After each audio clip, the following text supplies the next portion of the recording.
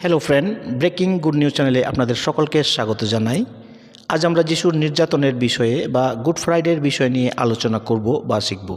তার আগে বলি, এই চ্যানেলে যদি প্রথমবার এসে থাকেন তাহলে এই চ্যানেলটি সাবস্ক্রাইব করুন। হ্যাঁ, ভালো লাগলে অবশ্যই লাইক, শেয়ার, কমেন্ট করতে ভুলবেন না। আর যদি আপনি খ্রিস্ট বিশ্বাসী হন তাহলে অবশ্যই প্রভুর গৌরবার্থে এই চ্যানেলটি সাবস্ক্রাইব করে আমেন লিখে লাইক ও শেয়ার করে দেবেন।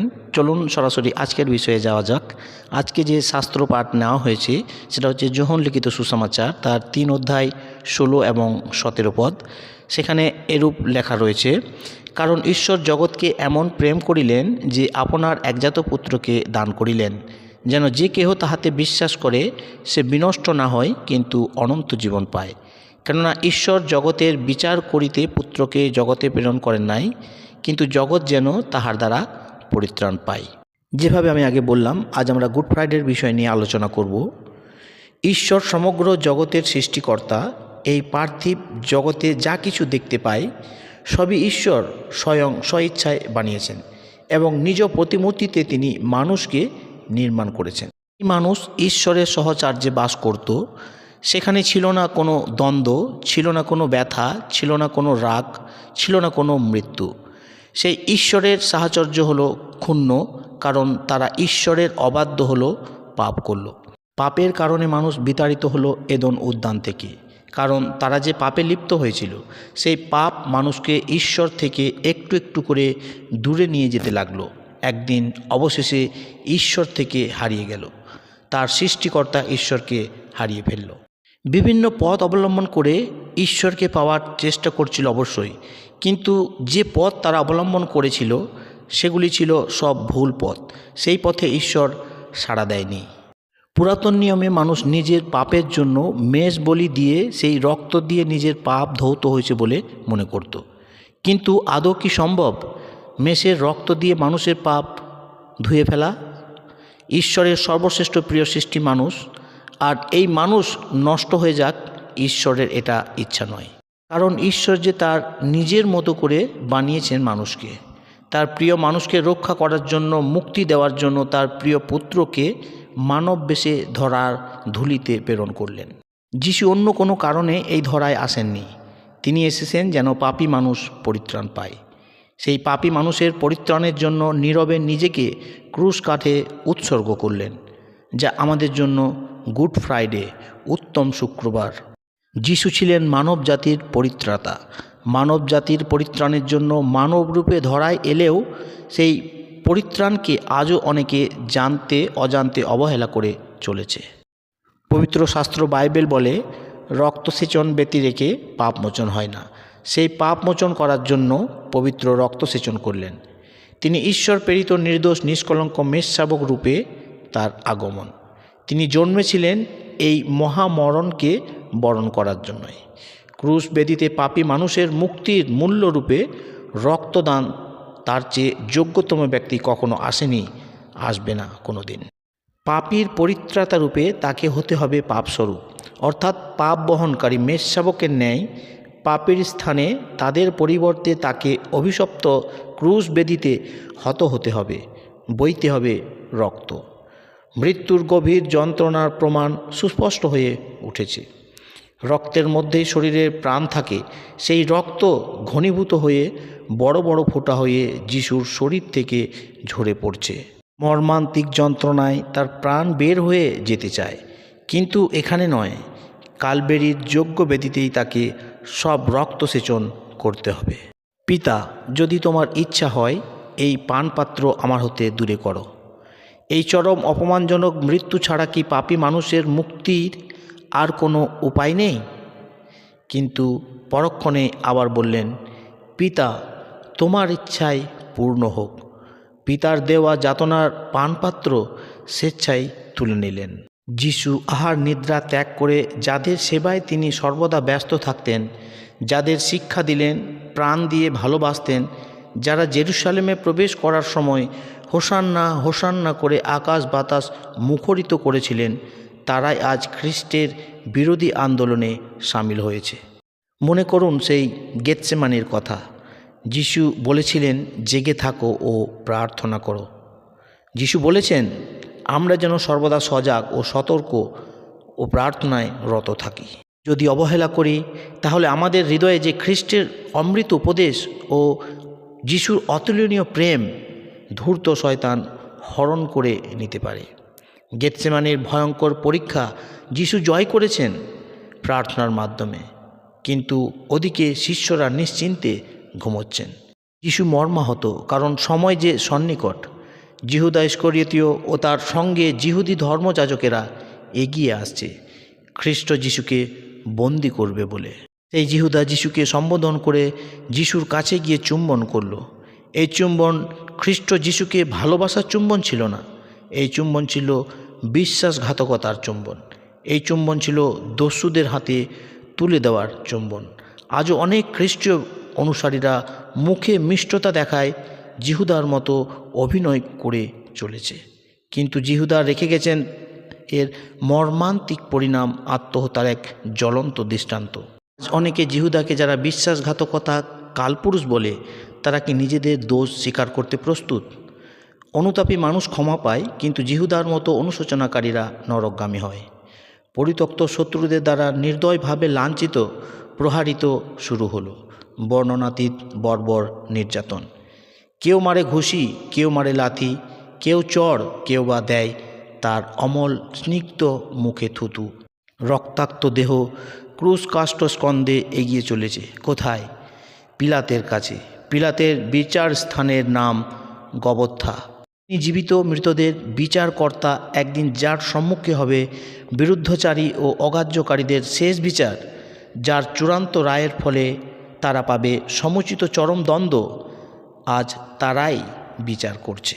রোমীয় আইন বিরুদ্ধে হলেও পিলাত যিশুকে আত্মপক্ষ সমর্থনের সুযোগ দিলেন এবং যিশুর কথা শোনার পর রাজা শেষ রায় দিলেন, এ ব্যক্তি নির্দোষ।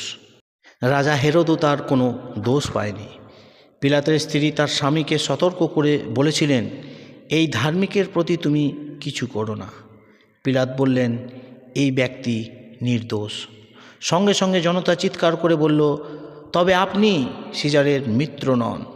ইহুদি ধর্মের প্রথা অনুসারে পর্বের সময় একজন বন্দীকে মুক্ত করার প্রস্তাব উত্থাপন করলেন পিলাত। যিশুকে মুক্তি দেওয়া হোক, কিন্তু জনতা তার চেয়ে উচ্চ স্বরে চিৎকার করে বলল, ওকে দূর করো, ক্রুশে দাও, আমাদের জন্য বারাব্বাকে মুক্ত করো।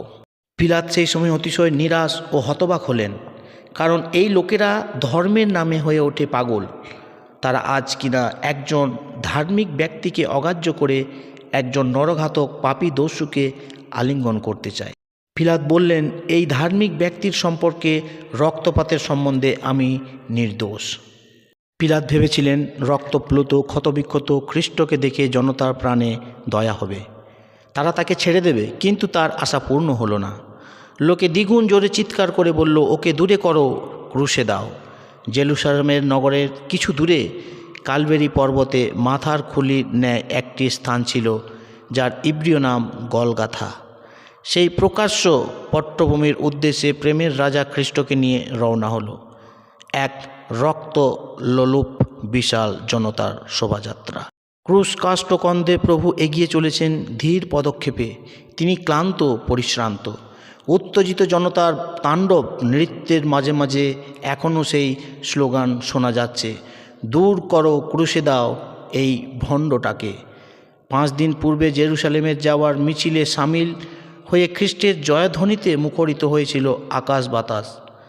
আজ তাদেরই কণ্ঠে শোনা যাচ্ছে ধিক্কার। অবশেষে রোমীয় সৈন্যরা যিশুকে ক্রুশবিদ্ধ করল। সকাল 9টা থেকে বিকেল 3টে পর্যন্ত পুরো 6 ঘন্টা ক্রুশবিদ্ধ প্রভু অসহ্য যন্ত্রণায় জর্জরিত। শুধু কি মর্মান্তিক যাতনার জন্যই কি? না, 2 হাতে পেরেক বিদ্ধ, মাথায় কাঁটার মুকুট। প্রভুর পবিত্র শোষিত ধারায় সিক্ত কালবেরির ভূমি হয়ে উঠেছে পরম তীর্থস্থান। ক্রুশবিদ্ধ ঈশপুত্র দুঃখ যাতনায় ও অবমাননায় কীটের ন্যায় ক্ষুদ্রাণুক্ষুদ্র হয়ে গেছে। যারা পাশে থেকে এই মর্মম কাজটি করছে তাদের উদ্দেশ্যে প্রভু বললেন, পিতা, ইহাদিগকে ক্ষমা করো, কেননা ইহারা কি করিতেছে তাহা জানে না। প্রভু যিশুর ক্রুশীয় মৃত্যুর ফলে পাপের ভয়াবহ পরিণাম পরিহার করে অনন্ত জীবনের পথে অগ্রসর হতে আমরা সক্ষম হয়েছি। চরম দুঃখ ভোগের ও ত্যাগের প্রতীক এই ক্রুশ। এই ক্রুশের পথেই মানব সমাজ মুক্তি পায়। প্রায়শ্চিত্ত বলিরূপে ক্রুশে বিদ্ধ হলেন। পাপ ও শাপস্বরূপ নেমে এসেছে তার উপর পাপের ঘনীভূত অন্ধকার। জীবনে যাই ঘটুক না কেন, পিতার সঙ্গে তার সম্বন্ধ ছিল অম্লান। শয়তান তা কোনোভাবে কোনো দিন ছিন্ন করতে পারেনি। স্বজাতীয় পরিত্যক্ত, লাঞ্ছিত, প্রহারিত রোমীয় সৈন্যদের দ্বারা তিরস্কৃত, কণ্ঠক্রীট পরিহিত, সর্বাঙ্গ রক্তাপ্লুত, ধূলিত ধূসরিত দুঃখের সম্রাটকে ক্রুশ কাষ্ঠের ওপর শায়িত করে নির্মমভাবে তার পবিত্র হস্ত পদ করা হলো কিলকবিদ্ধ। রক্ত লোলুপ শত্রুদের হিংস্র তর্জন গর্জন, দূর করো, দূর করো। তোমার সর্বোত্তম স্থান ক্রুশ। ক্রুশ থেকেই ধ্বনিত ক্ষমাশীল প্রভুর শ্রেষ্ঠ ক্ষমার বাণী, পিতা, ইহাদিগকে ক্ষমা করো। ইহুদি ধর্মীয় নেতারা ভয়ঙ্কর পাপ করলেও প্রভু বললেন, ক্ষমা করো এদের। পাপীদের ক্ষমার জন্য ঈশ্বর তার প্রিয়তম পুত্রকে জগতে পাঠালেন, যেন পাপীদের স্থানে তিনি পাপের দণ্ড ও নরক যন্ত্রণা, ঈশ্বর বিচ্ছেদ জ্বালা সহ্য করেন। সুতরাং ঈশ্বর বিরোধীদের জন্য ক্ষমা প্রার্থনা করাই তিনি যোগ্যতম ব্যক্তি এবং কালবেরি তার উপযুক্ত স্থান। অমিত শক্তিশালী ও প্রতিশোধ নিতে সম্পূর্ণ সক্ষম, তিনি শত্রুকে ক্ষমা করা নৈতিক জীবনের উচ্চতম মানের পরিচয় দিলেন। যিনি স্বেচ্ছায় ক্রুশ মৃত্যু বরণ করেছেন, তিনি পাপীদের জন্য পিতার কাছে ক্ষমা ভিন্ন আর কি যাচনা করবেন। প্রভু তার শিষ্যদের উপদেশ দিয়েছেন, শত্রুদের হিংসা দেশ নয়, কিন্তু তাদের ক্ষমা করতে হবে। পুরাতন নিয়মের চক্ষুর পরিবর্তে চক্ষু, দন্তের পরিবর্তে দন্ত তোমাদের শত্রুদের দেশ করিবে। কিন্তু যিশু দিয়ে গেছেন নতুন সমাজ ব্যবস্থা, হিংসার দ্বারা প্রতিকার করো না। কেউ যদি এক গালে চড় মারে, অপর গালটি আঘাত করতে দাও। যারা নিন্দা করে তাদের জন্য প্রার্থনা করো, তাদেরকে ভালোবাসো। আমরা যখন এত নিজেরা ক্ষমা পেয়েছি, অন্যকে যদি আমরা ক্ষমা না করি, তাহলে ঈশ্বরও আমাদের পাপ ক্ষমা করবেন না। কেউ দোষ করে থাকলে তার বিরুদ্ধে মনে কোনো বিদ্বেষ পোষণ না করে ক্ষমা করো। কালবেরি পর্বত শিখরে সেদিন পাশাপাশি পোতা হয়েছিল 3টি ক্রুশ, দুপাশে 2 দস্যু আর মধ্যস্থানে আমাদের পরিত্রাতা যীশু খ্রিস্টর ক্রুশ।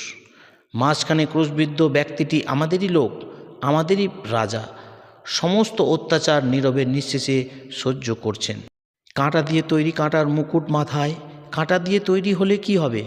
যিশুর মাথায় কাঞ্চন কিরীট তুল্য শোভা পাচ্ছিল।